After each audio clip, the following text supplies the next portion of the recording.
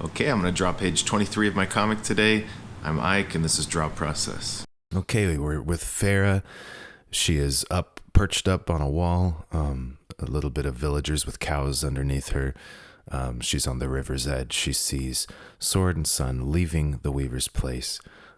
Then she notices a raft with soldiers on it and a tarp like draped over a bunch of soldiers that are hiding under it. So pretty obvious that they're in trouble and she's going to jump into action. Last panel, she's grabbing her cloak to pull it off. Get back to her standard look because she doesn't normally have a cloak.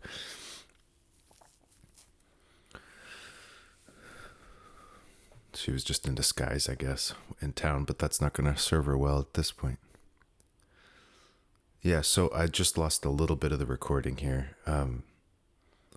I think I forgot to hit record, and that may have happened a couple times in this video. I've just gotten so used to, like, if my camera's perched right there, I can just start drawing, and then I'm like, oh wait, I have to hit record. But yeah, I didn't miss too much of it.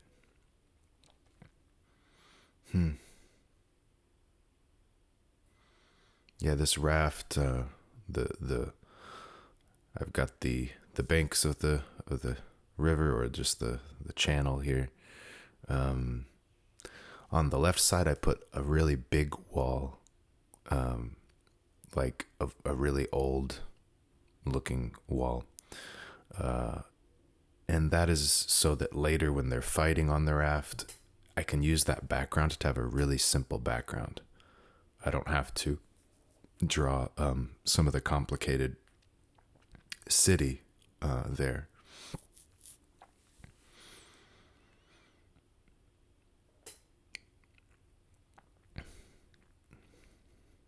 Yeah, and then throwing in some, so the raft is there in the middle.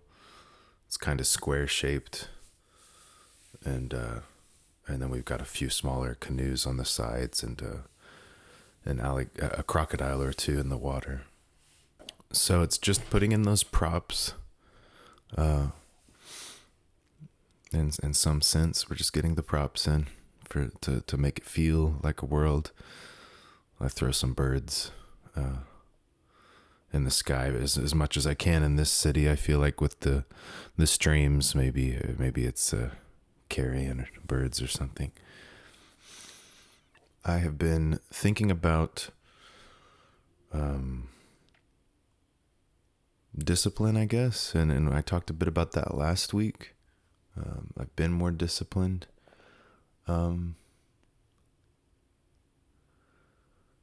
Maybe what's a little different I could talk about is the idea of sacrificing yourself for your goals, for your art, striving and straining yourself towards a goal.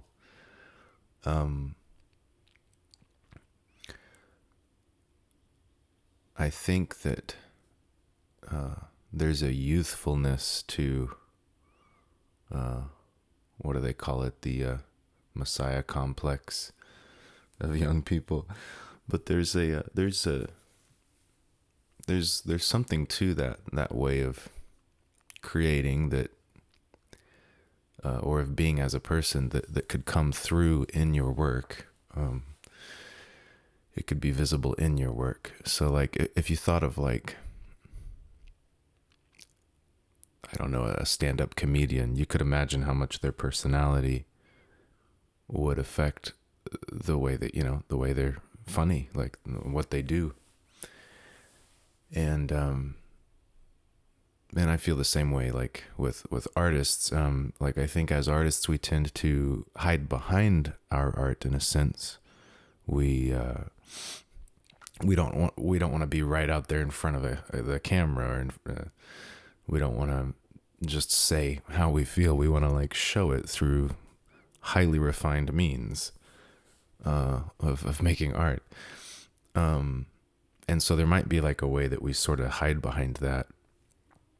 But I think it's wise that to realize that you are showing yourself through your art, and if you're not, then it's not very good art.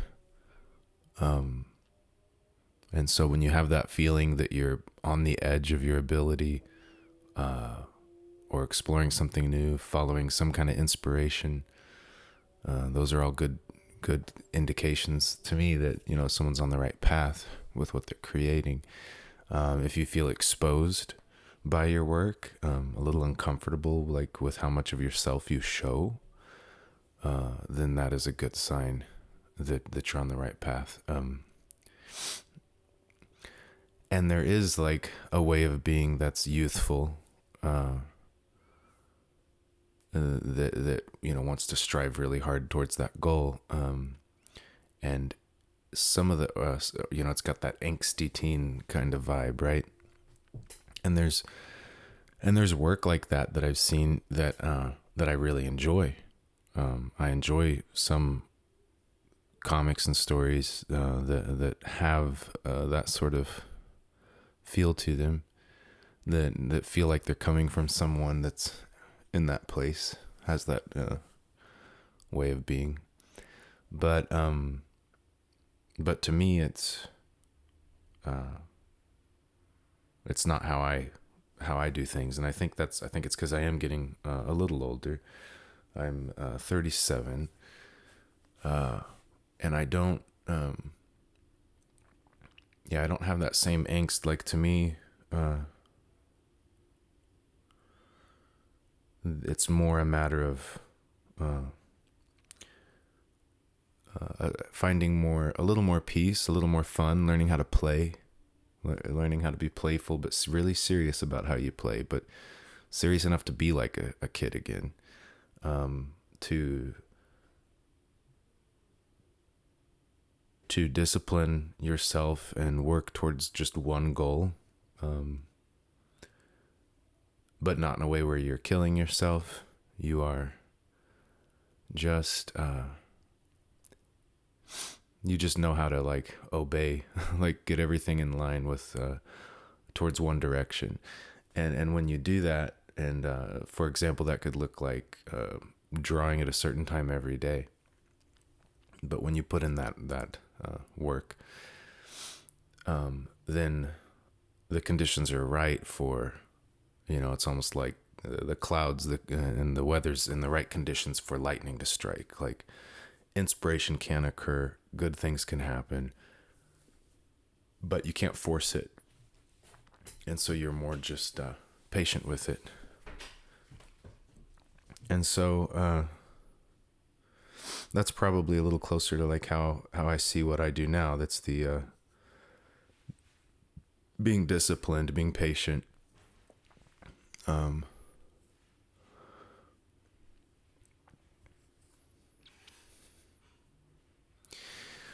playful with it. So I forget where I was going with that. Sacrifice, yeah. So the obedience aspect that I was talking about, you know, like I make myself obey. I make my life fall in line with drawing comic books and being a creator, being an artist, and that, to me, that helps with the imposter syndrome kind of problem, because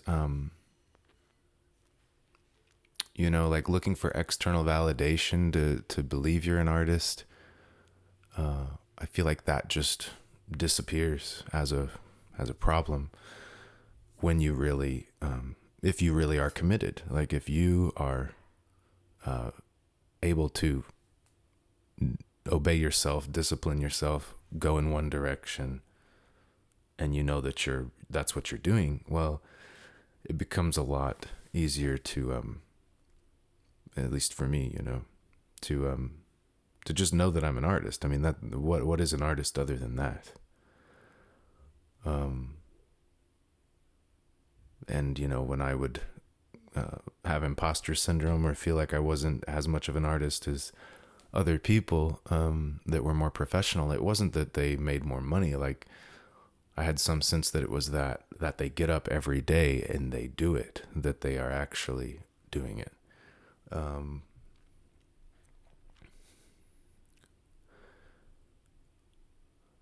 And that was like other experiences I've had, like doing jiu-jitsu. for a few years.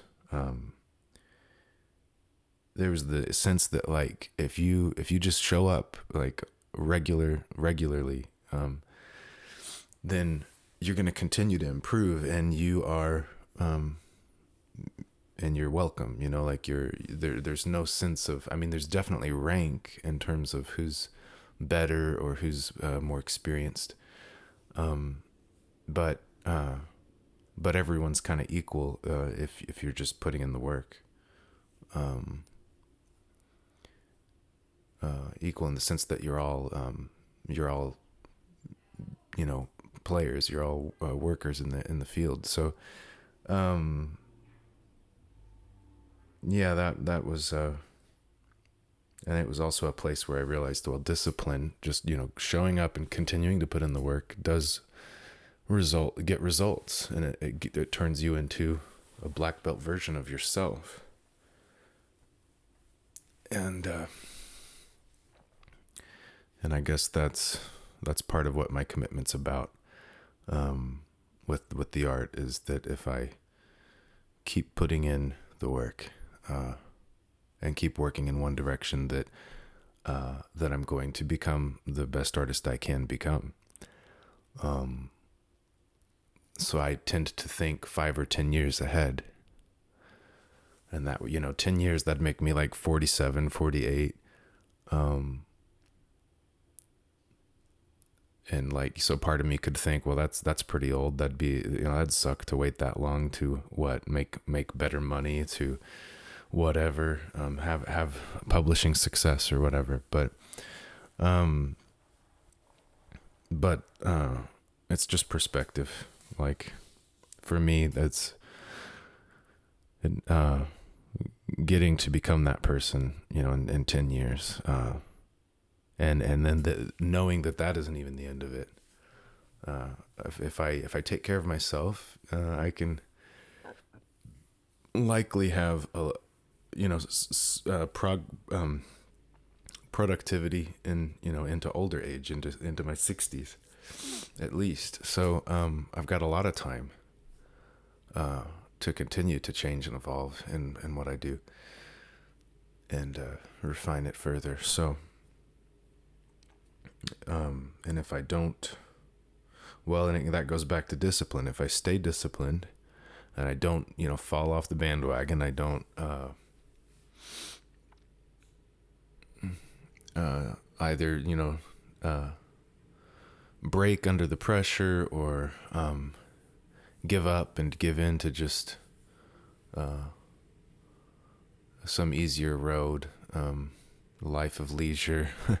If I just give up, like, as long as I can stay on goal, then I'm gonna get well, there's no such thing as making a mistake, really. As long as I keep working that direction, I can rest assured that I'm not lost in the woods. I'm not going nowhere. And any blunders, any mistakes I make are not, you know, going to be like the end. So that keeps me moving forward, keeps me grounded, and disciplined. So, but yeah, the other kind of discipline where you're, I don't know, like messianically, like the Messiah complex, like trying to just give up your whole life towards one goal. I'm not. I'm a little I'm a little untrusting of that, if you can't tell. The idea that you would put your whole life, you know, like your personal relationships, your finances, everything, on the line towards one goal, of being a comic artist. You know, like, I'm okay with that, you know, but I think that it's just a phase. So that's why I would distrust it. It's like, it's not for me. Not at this phase in my life. It's just a youthful phase. And there's there's something on the other end of it. Now, there, if you don't crash and burn on that path, I do think it can lead to, that discipline and that hard work can lead to greater skill, for sure. So it's just, are you just going to have a collection of skills? Are you going to get to the end and then feel like you get to the end of that road and then feel like a little empty, that you're not going to have much to say? You're not going to have much to say with your art or with your stories, other than to continue to be really technically skilled. And then you might despise yourself for being just the monkey, the robot that performs for your audience, and or if you discipline yourself towards one goal and it's, let's say, more specific, like you want to be like another artist you love, and you're going to put all your work into that, then you might not figure out who you are, or feel like you have much to speak from for yourself. You might be good at mimicking that person or that goal, but if riding on someone else's coattails, so to speak, it might get you further ahead in a lot of people's eyes, but you might feel empty. You might, I think there was some way I'd heard it where if you don't like build the strength in your legs, but just let someone else carry you like up the mountain, then at the end as soon as you jump off the horse or whatever and start using your own legs, you're gonna fall. That kind of idea. So that's how I see it, I guess, trying to develop myself in what feels like, a healthy way, in a way that actually feels like a development, not just in skill and technique, or quantity of work put out, but as a person, as an artist, trying to speak with my own voice. Last night I was reading some Hellboy with my kids, and it had been a long time since I'd looked at Hellboy art, Mike Mignola's art, and looking at his comic pages, and it was much earlier stuff, like volume 2, I guess, like what is that one called? Anyways, it's that one.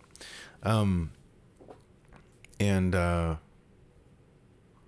was just weird, because seeing like ways that he would place shadows and draw his figures and frame his panels and do his backgrounds, and just how different that was in many ways from the way I do it.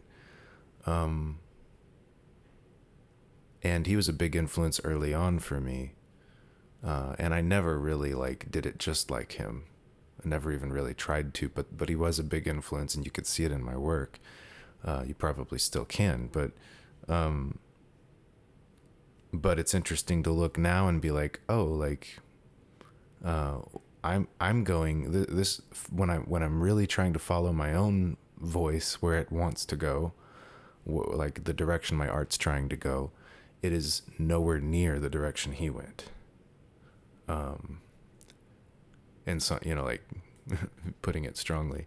And if I just kept looking at his art and kept comparing myself to him or to whomever, I wouldn't have found my own voice. I wouldn't have found that direction that I find myself going. And so I wouldn't have developed into my own artist as much.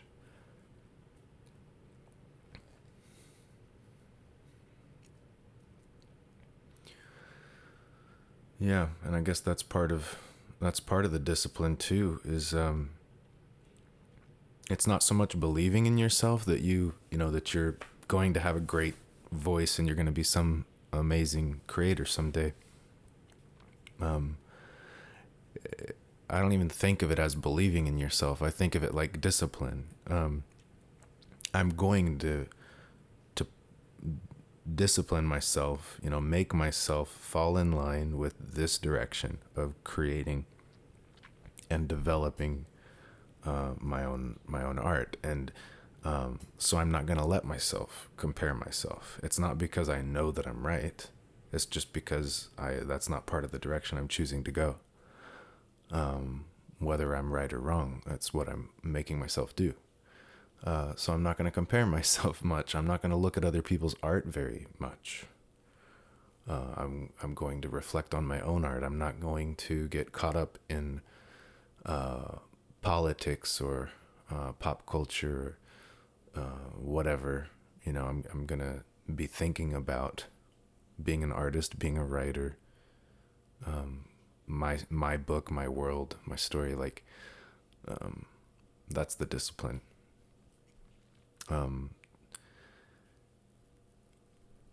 And yeah, I hope that will pay off, that it's the right choice, but we'll see. I mean, I'll let you guys know if I ever change directions, but I don't know, 8 years in, and maybe longer if you count other things I did as a kid or a teenager, or film I did or whatever.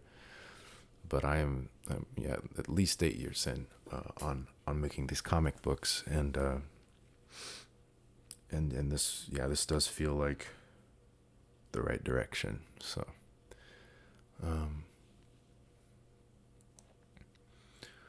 yeah, and I mean, I'm not saying any other people should go the same direction as me. But like, the point of this channel is to share my experience, because it might be helpful to others. So, really trying to be honest with you guys and share, and that you can take it or leave it. It just adds to the knowledge base of our practice. I used to think of it as like being a practitioner of the comic arts or the comic book arts, and just like thinking of it like being a practitioner, that like you're a part of a club, like you're all practicing, but you get to influence each other, challenge each other, just be your own expression, and then share that, and then other people can surpass you.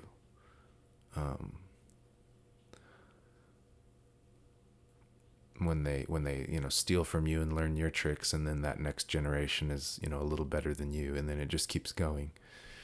Kind of thinking of it that way is nice, I think. And so that's also why I do this. But I have, I've done a few pages before where I just like draw one page of a Mignola comic, or from Tokyo Ghost, I think I drew a page, Umbrella Academy, but literally just kind of copy their line style and the way they framed the page, just to see how their mind works. Like it you get a different idea than when you if you just look at their art. It's different than actually like trying to recreate it or break it down, like because you have to like do your sketches to get to like the final and stuff. So I did a little bit of that,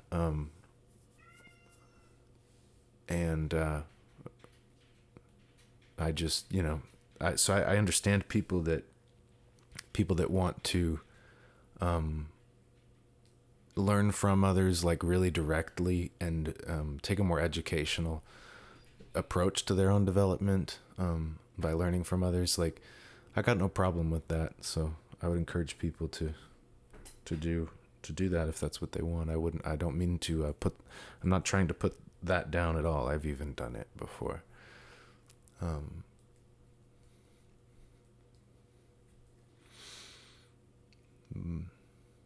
But yeah, even in that, there's a way to get, I guess, beyond yourself, because like honestly, I think, well, actually, in every comic I've made, I didn't know of another book that was like what I was making, really. But especially like with this newest one.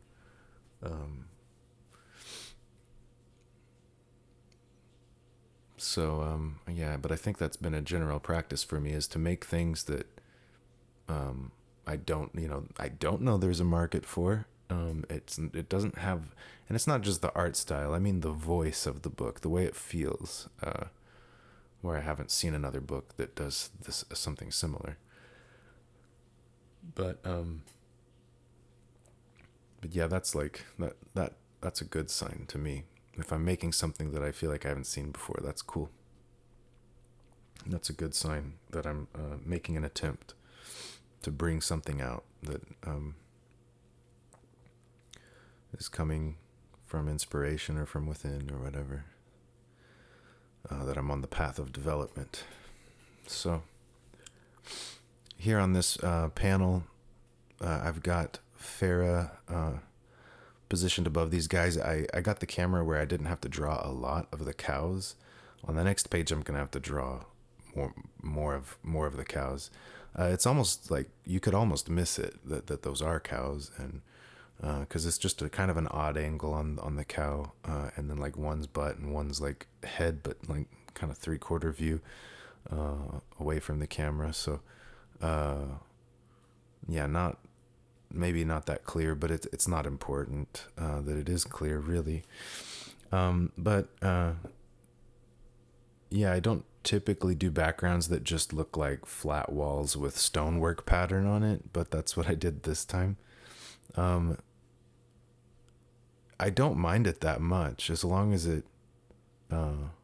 not flat. Like you can see that this is going to a vanishing point. You know, it's at an angle. There's breaks in it. It doesn't cover the whole panel. We got windows, and then the shadowed alleyway, or like gap between the buildings where she's standing. So it's gonna read appropriately. Visually, like in the story, you'll see her in that black space, center to the page. You'll look down, you'll see the people below her, like and it'll read fine. But I don't often do that. I try to put a little more work into the architecture. It's just like this time I knew I wanted it to be just a very flat building. And then like that can look boring if you don't, or I mean, it can look like nothing if you don't throw some lines on it. So some stonework pattern or brick pattern or texture. And so I went with that kind of on a whim. But I typically try to do architectural elements that create shadows, that create depth. So rather than a pattern like a brickwork pattern, can I create depth through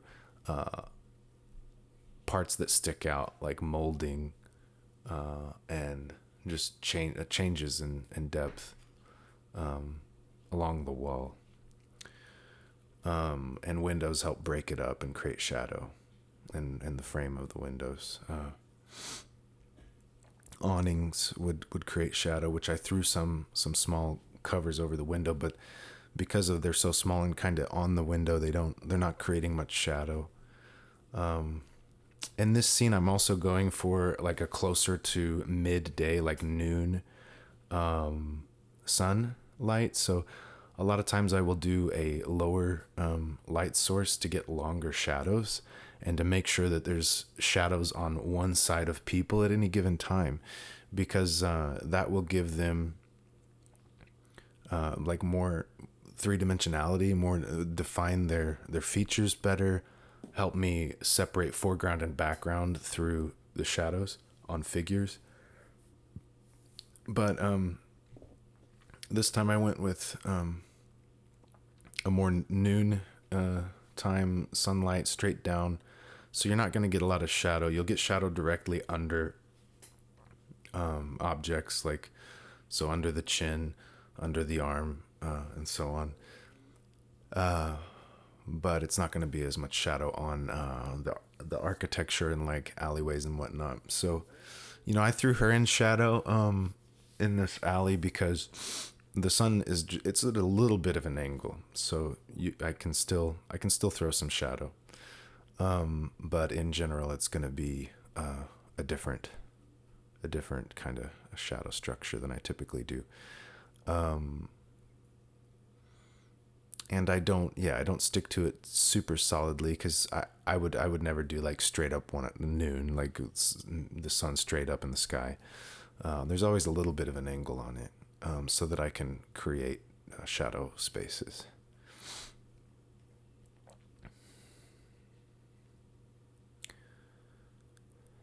All right.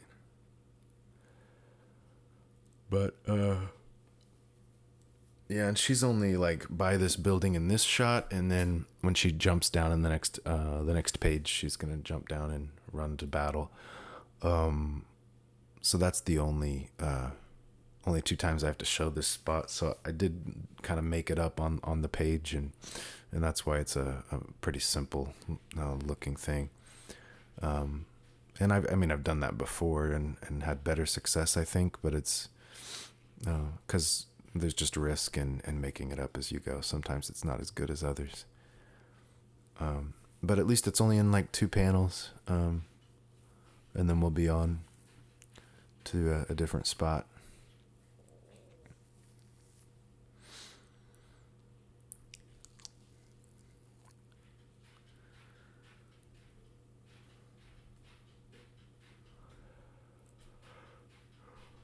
Yeah, the panel on the left there's not a lot of shadow. There's not that much in the shot, but like on the water or on the sides of the buildings that are small in the background, maybe I could have thrown black. But it's one of those things where for balance, you want your highest contrast to be at your focus and usually at the foreground. And so if you start having large black areas and white areas far from the camera, and then like on this raft, it's mostly white, there's only a few black spots of shadow, then, it doesn't balance. It looks almost like the raft isn't the focus, and that somehow the buildings back there have greater contrast, which is not what happens in reality. So and I guess I can say that a little bit further. When you look at things far away with your eye, with a camera, whatever, they turn a little blue because you're looking through the atmosphere, and then the amount of contrast decreases. So how dark and how bright different pieces of it are. So if you looked at a tree far from you, the light to darkness values you see on that tree are going to be reduced. But if it was close to you, then you would see greater discrepancies throughout between what's in shadow and what's in light and whatnot. So I play with that by putting more black areas, and not just more black, but more black next to white, which creates that contrast in the foreground elements, the things that are closer to you. And here's the finished page, like each piece of it, with the lettering. And that is it for this week.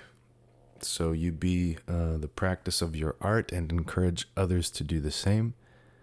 And I'll be doing that over in my world here. See ya.